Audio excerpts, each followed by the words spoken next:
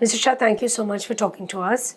Just wanted to first explore the challenges that the industry, particularly the diamond industry, has faced on an export front over the last year. Thanks a lot. Thank you, Devna. Yes, there have been challenges in the gem and jewelry industry as a whole. And to look at in this financial year, starting from April until now, the gem and jewelry industry is down almost by 30%. And the main reason is that the major markets, US, which is the consumer spending is on a decrease main because of the high interest cost and the interest cost not coming down because of inflation.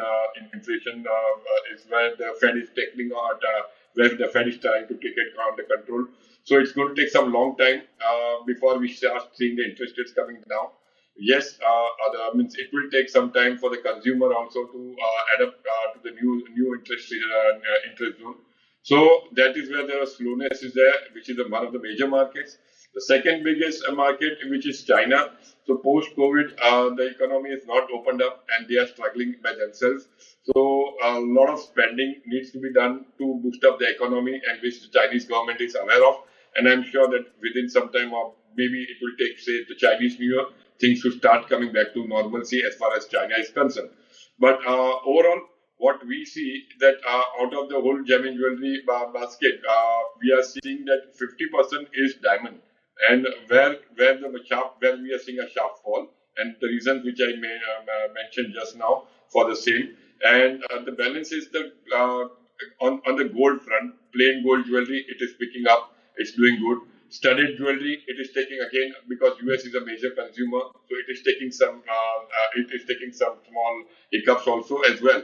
But we are seeing because of these FTAs, which has been signed by the Ministry of Commerce, by our Honorable Commerce Minister, Mr. Piyush Goyal. So that is doing a good job. That is helping for the gold exports as of now. That is coming from the UAE, ACTA, or Australia. So hopefully we are just crossing. Yes.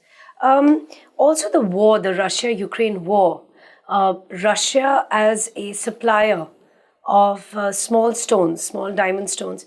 I mean, there are a lot of sanctions against Russia right now. So what does that do for India? Yes, it's a good question. First of all, let me give you a background. Russia is one of the major and the largest supplier as far as loose diamonds are, as far as rough diamonds are concerned.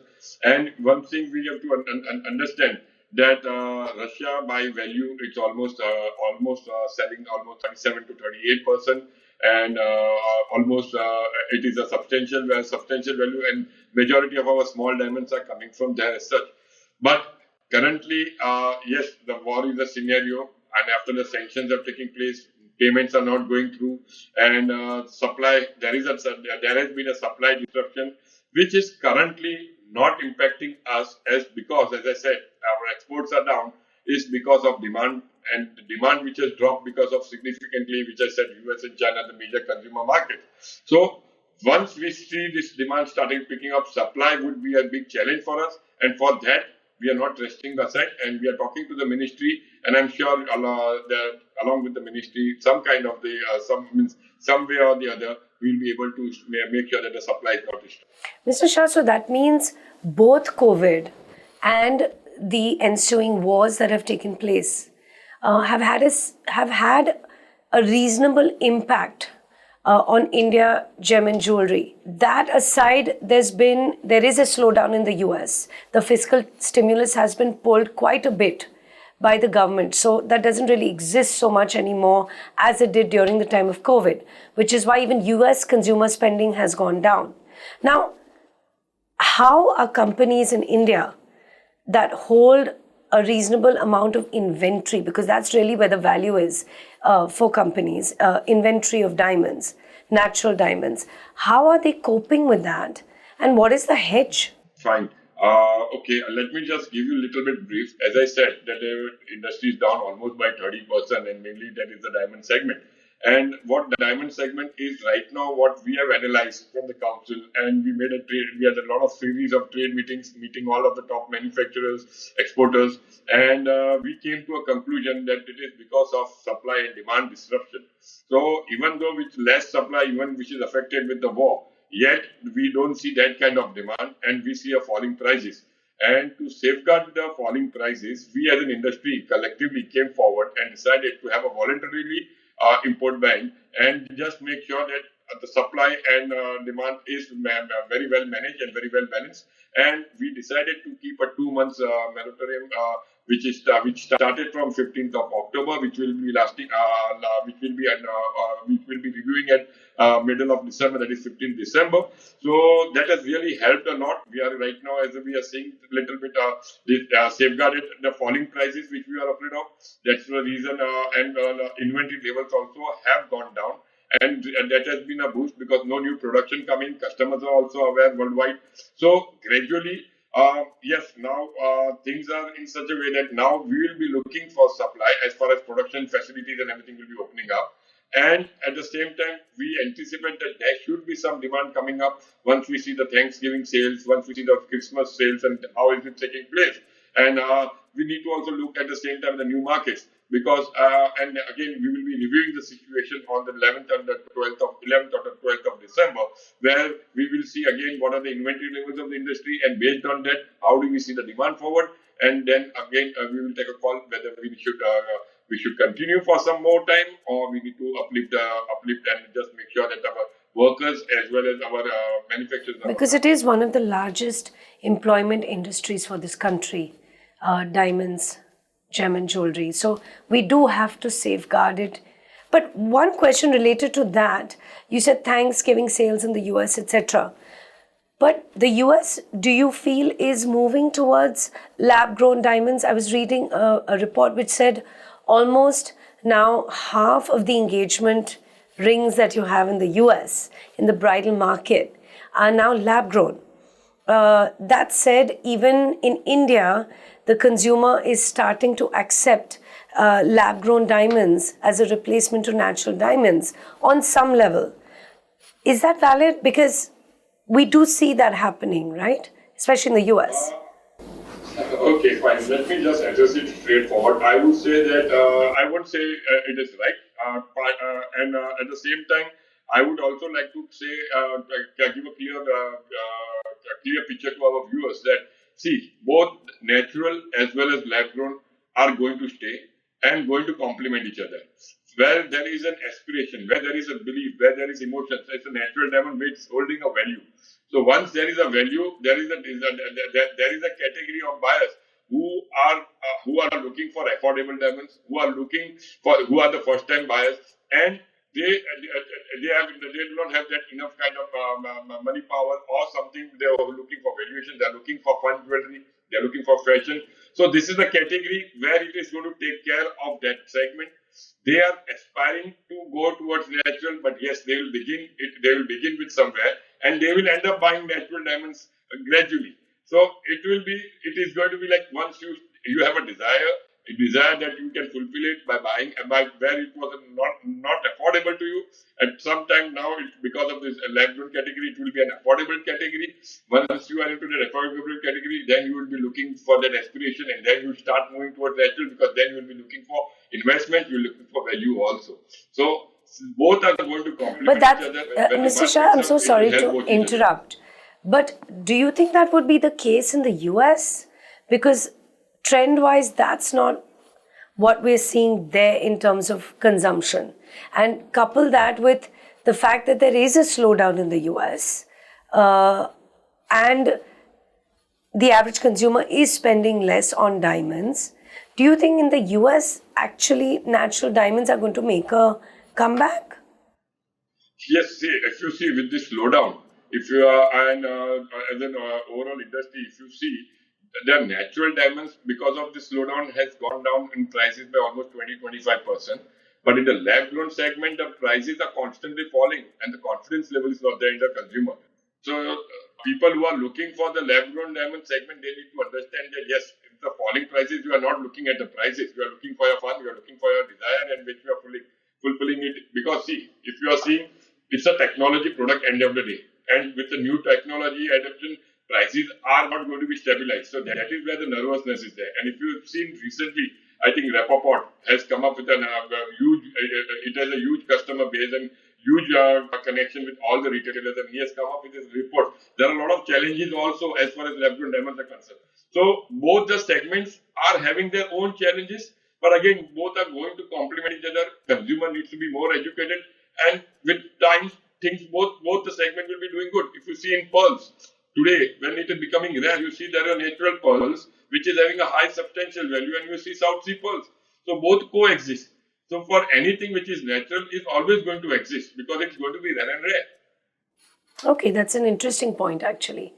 But in terms of price trends, because of all the global uncertainties that exist at the moment, right now you're just trying to arrest a large slide in both in the price of natural diamonds, because with lab-grown diamonds, it's not very easy to do that, given the rate at which technology is evolving. Is that safe to say? That's right. Because since it's a very valid point, because the minds can be controlled, a message can be given across. And as far as the lab grown is concerned, we do not have any data as such. There is huge capability across the globe. And where it starts producing, it's difficult to analyze what kind of supply are we expecting and whether the market is ready for it. So yes, this segment, it's like people for the first time, teenagers who are looking to buy mobile phones, Apple phone, i15. It will be trying to take the market share from there because it will be giving them a choice to buy diamonds at an affordable prices. So there will be a different category where it will be competing with. It's not that you're going to compete natural, because there is a value for natural diamonds. There is going to be desire for these diamonds because yes, the aspiration will be there. Also, Mr. Shah, on gold, in China, there's a lot of consumption that has shifted away from diamonds, as you said, and has moved towards gold.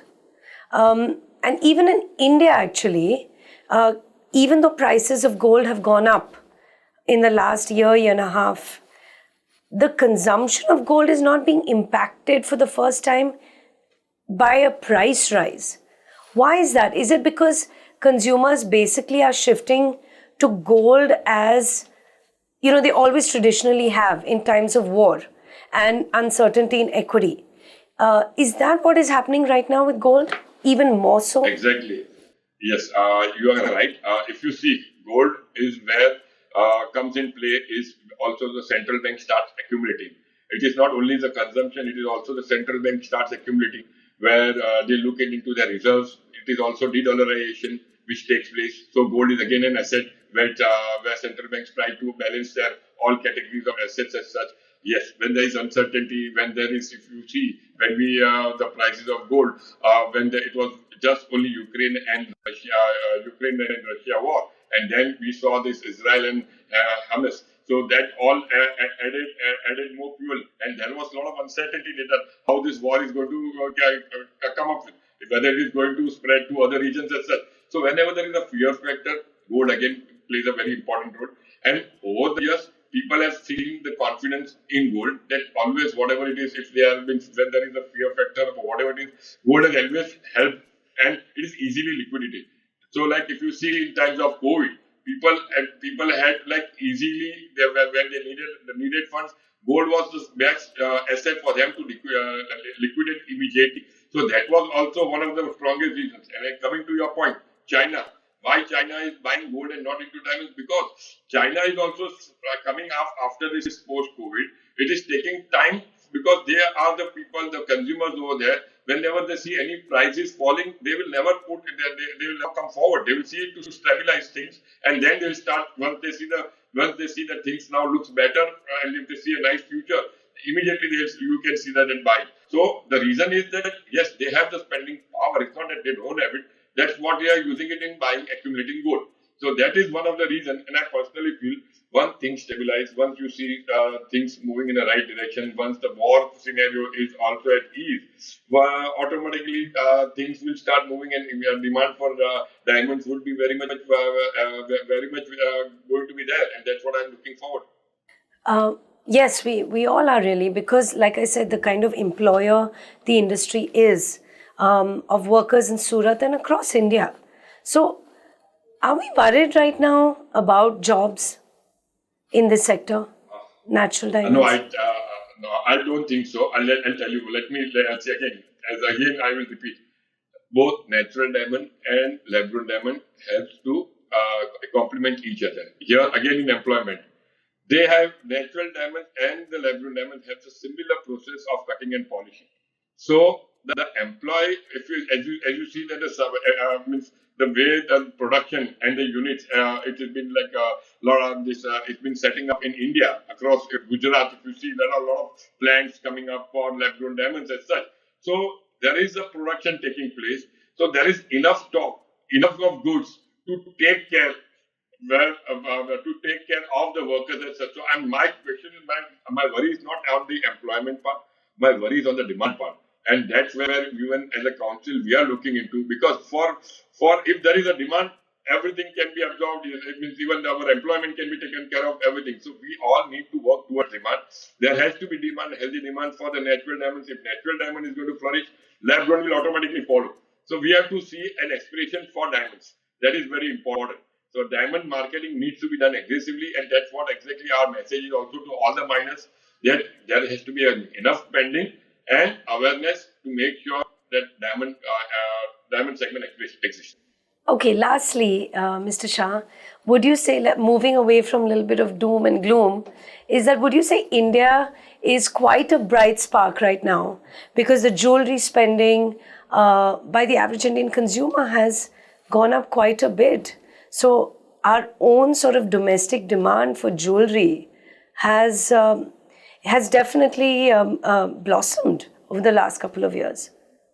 Yes, you are right. India is, we are in a much better shape. Our economy compared to the world, we are in a better sweet spot thanks to our Prime Minister for doing such great things for the country.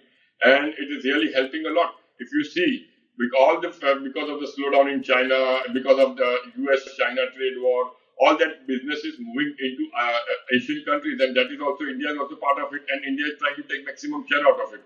There is a lot of belief in India. If you see the largest GDP, if you forecast, is going to be is India. So everybody is aware that the way India is coming up with a very strong, and bullish economy. You see all the jewelers also, when we just saw the post, the Diwali sales and everything, all the jewelers were in a much better spirit, and they are on an expansion mode.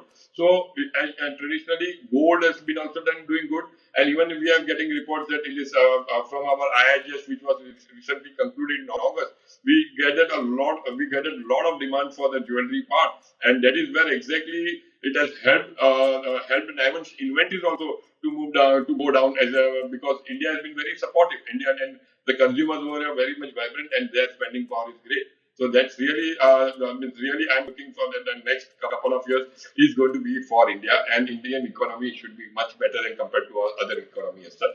And you also brokered the deal for duty-free export of jewelry to the UAE.